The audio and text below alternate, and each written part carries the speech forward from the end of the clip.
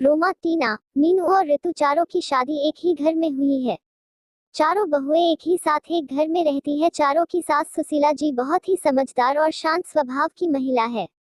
लेकिन अपने चारों बेटों की शादी के बाद सुशीला का सिर्फ एक ही काम रह गया है कि चारों बहुओं का प्यार कैसे बढ़ाया जाए। एक दिन सुशीला के घर उसकी बहन आई। सुशीला की बहन, सुशीला तू तो बहुत खुशकिस्मत है, तेरी चारों बहुएं तो बहुत सुंदर है और तेरा बहुत ख्याल भी रखती है, तुझे तो घर के काम की चिंता ही नहीं रहती होगी। सुशीला, अरे कहा दीदी, मुझे तो हर समय यही चिंता रहती है कि कहीं इन चारों में लड़ाई ना हो जाए। जब भी मुझे लगता है कि इन चारों में बहस होने वाली है तो मैं बात को संभल लेती हूँ। सुशीला की बहन, ये बात तो सच है सुशीला, दुनिया सोचती है कि बहुएं आ जाने से घर में खुशियां आ जाती है, लेकिन ये भी सच है, घर में बहुएं आ जाने से सास के लिए जिम्मेदारी भी बढ़ जाती है। हर समय बस यही सोचते रहो कि कहीं लड़ाई ना हो जाए। ये दोनों बात कर ही रही थी तभी अचानक रोमा और मीनू की लड़ने की आवाज आई। रोमा, मैंने एक बार पोछा लगा दिया है तो मैं दोबारा नहीं लगाऊंगी। मीनू, दोबारा पोछा तो तुम्हें लगाना ही पड़ेगा। रोमा, तुमने इतना गंदा पोछा लगाया है, लगी नहीं रहा है कि घर की सफाई हुई है। बहुओं में इस तरह से लड़ाई देखकर सुशीला की बहन घबरा गई और सुशीला को समझाने लगी, तेरी बहुएं काम कम करती है और लड़ती ज्यादा है। सुशीला, तुझे इनकी लड़ाई बंद करने के लिए कोई ना कोई रास्ता तो निकालना ही होगा। ये कहकर सुशीला की बहन वहां से चली गई। अब सुशीला दिन रात यही सोचती रहती कि इन बहुओं का आपस में प्यार कैसे बढ़ाया जाए, इसलिए सुशीला ने अपनी सारी बहुओं को इकट्ठा किया और कहा, सुशीला, तुम चारों लोग दिन भर आपस में लड़ती रहती हो, इससे ना तो घर चल सकता है ना तो जिंदगी, इसलिए आज तुम सब ये बता दो कि चाहती क्या हो। रोमा, माँ जी आप हमें अलग अलग घर दे दो। सुशीला, मेरे पास इतना पैसा नहीं है कि मैं तुम चारों को अलग अलग घर बना कर दूं। मीनू, माँ जी ये घर भी तो बहुत बड़ा है, आप इस पर 4 मंजिल बनवा दो और हम चारों को दे दो। सुशीला, मैंने अपने चारों बेटों को बड़े प्यार से पाला है, इसलिए मैं नहीं चाहती कि तुम लोगों की वजह से मेरा घर टूट जाए। मेरे चारों बेटे अलग अलग रहे और मेरा क्या, मैं तुम चारों में से किसके पास रहूंगी। सुशीला की ये बातें सुनकर चारों बहुएं चुप हो गई। चारों में से कोई भी सुशीला को अपने साथ नहीं रखनी चाहती थी। सुशीला ने अपनी बहुओं को एकटक देखा और कहा, तुम चारों को मैंने अपने बेटे भी दे दिए और अपना घर भी दे दूं, लेकिन तुम में से कोई भी मुझे अपने साथ नहीं रखना चाहता।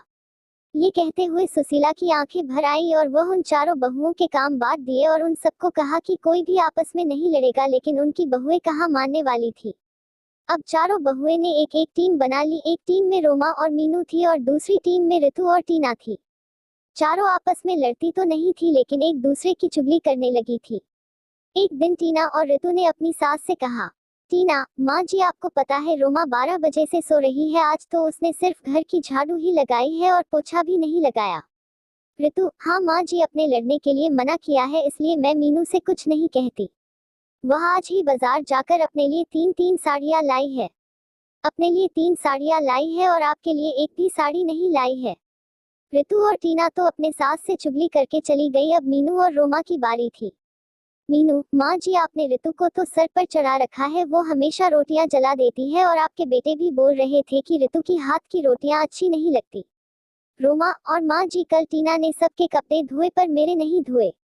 मैं खाना बनती हूँ तो सबके लिए बनती हूँ ना, मैं किसी दिन उसके लिए खाना ना बनाऊं तो उसे कैसा लगेगा। सुशीला सारी बहुओं की बातें सुनती और सर पकड़कर बैठ जाती। इसी तरह दिन बीत रहे थे। जब बहुओं को लगा कि हमारी सास तो हमें घर बनाकर नहीं देगी, तो चारों बहुओं ने अपने अपने पतियों को भड़काना शुरू कर दिया। जैसे ही उनके पति काम से आते वैसे ही चारों बहुओं चुगली करने में लग जाती। एक दिन जब उनके पति घर आए तो रोमा बोली, रोमा सुनो जी, मैं इस घर में नहीं रह सकती, मैं सारा दिन घर का काम करती हूँ और फिर भी आपकी माँ और आपकी भाभीियों की ताना सुनती हूँ। रोमा का पति, मैं भी रोज रोज के लड़ाइयों से दुखी हो चुका हूँ, आज तो फैसला हो ही जाए। उधर मीनू भी अपने पति से कहती है, मीनू सुनिए जी, हम कब तक आपके घर वालों के साथ पिसते रहेंगे, बच्चे बड़े हो रहे हैं, उनके भी भविष्य के बारे में सोचना है। आप तो सारे घर का खर्चा चलाते हो और मैं घर के काम में लगी रहती हूँ। माँ जी से बोलिए ना, इस घर को तोड़वा कर फ्लैट बनवा दे, हम आराम से रहेंगे। मीनू का पति, तुम ठीक कह रही हो, आज माँ से इस बारे में बात कर ही लेता हूँ, आखिर हमारी भी तो पर्सनल लाइफ है। सुशीला के बेटे उससे बात करने के लिए आए और पीछे पीछे बहुएं भी आ गई। बेटा, माँ, माँ कहाँ हो आप, बाहर आओ तो। सुशीला कमरे से बाहर आती है। बेटा, माँ आप घर को तोड़वा कर फ्लैट बनवा दो ना, सब साथ में नहीं रह सकते। दूसरा बेटा, हाँ माँ, हम सबको एक एक रूम मिला हुआ है। हमारे बच्चे बड़े हो रहे हैं, उनको भी अपना रूम अलग से चाहिए ना, और जो आपकी बहुओं में 24 घंटे लड़ाई होती रहती है वो भी नहीं होगी। अलग अलग रहने से आपको भी शांति मिलेगी और हमें भी। माँ, अच्छा तुम्हारी पत्नियां ये घर तुड़वाने के लिए मुझे नहीं मना पाई तो मेरे बेटों को ही भड़का दिया। मैं इस घर को तुड़वाने नहीं चाहती, इस घर में तुम्हारे पिता की यादें हैं, तुम्हारा बचपन बिता है, और तुम चारों अपने पत्नियों को समझाने के बजाय मुझसे ये घर तोड़वाने के लिए बोल रहे हो। सुशीला ने अपने बेटे और बहुओं को बहुत समझाया लेकिन कोई भी राजी नहीं हुआ और मजबूरी में सुशीला को अपना घर तोड़वाना ही पड़ा। जैसे जैसे हथौड़ा घर की दीवारों पर चोट कर रहा था, सुशीला को वो चोट अपने दिल पर महसूस हो रही थी। अब कुछ दिन बाद उस घर की जगह एक आलीशान बिल्डिंग खड़ी थी।